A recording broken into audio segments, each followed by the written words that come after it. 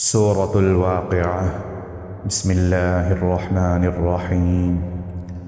إذا وقعت الواقعة ليس لوقعتها كاذبة خافضة رافعة.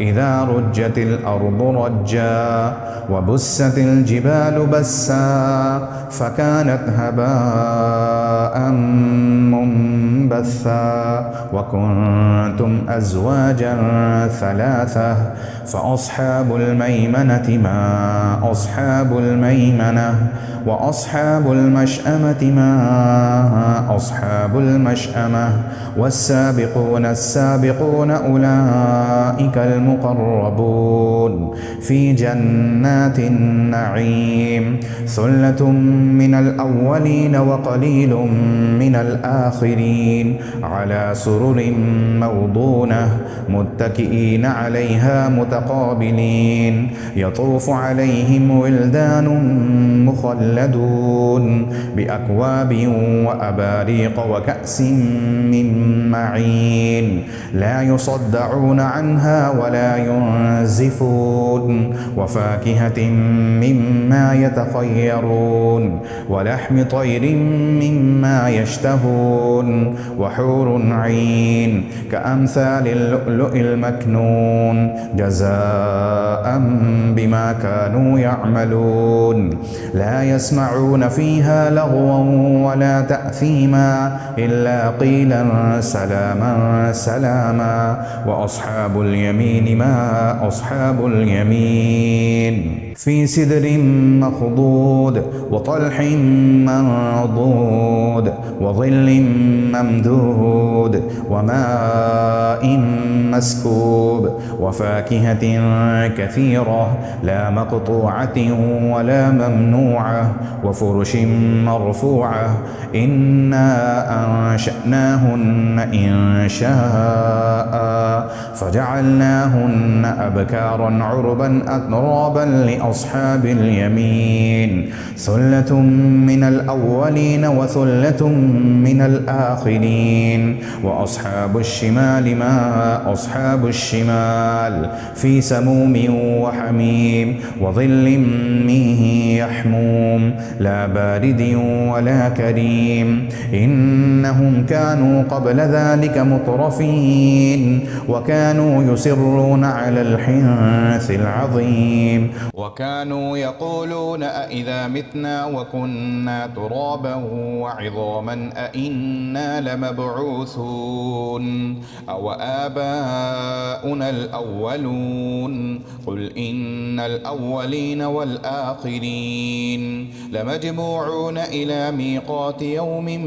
معلوم ثم إنكم أيها الضالون المكذبون لآكلون من شجر من زقوم فمالئون منها البطون فشاربون عليه من الحميم فشاربون شرب الهيم هذا نزلهم يوم الدين.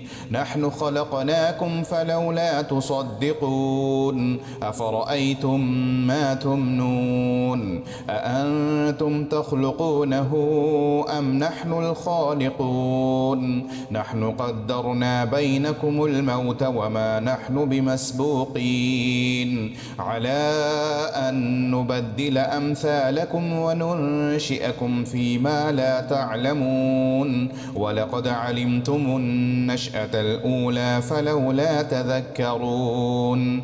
أفرأيتم ما تحرثون أأنتم تزرعونه أم نحن الزارعون لو نشاء لجعلناه حطاما فظلتم تفكهون إنا لمغرمون بل نحن محرومون. أفرأيتم الماء الذي تشربون أأنتم أنزلتموه من المزن أم نحن المنزلون لو نشاء جعلناه أجاجا فلولا تشكرون.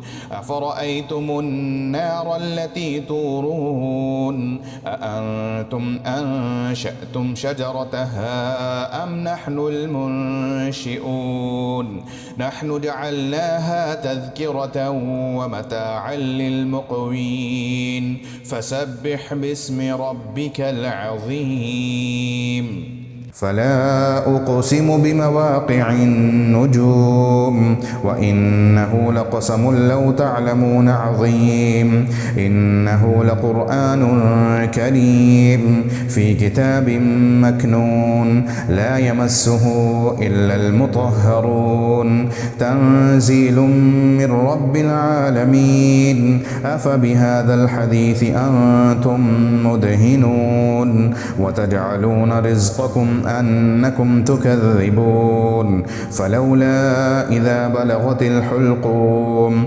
وأنتم حينئذ تنظرون ونحن أقرب إليه منكم ولكن لا تبصرون فلولا إن كنتم غير مدينين ترجعونها إن كنتم صادقين فأما إن كان من المقربين فروح وريحان وجنة نعيم وأما إن كان من أصحاب اليمين فسلام لك من أصحاب اليمين وأما إن كان من المكذبين الضالين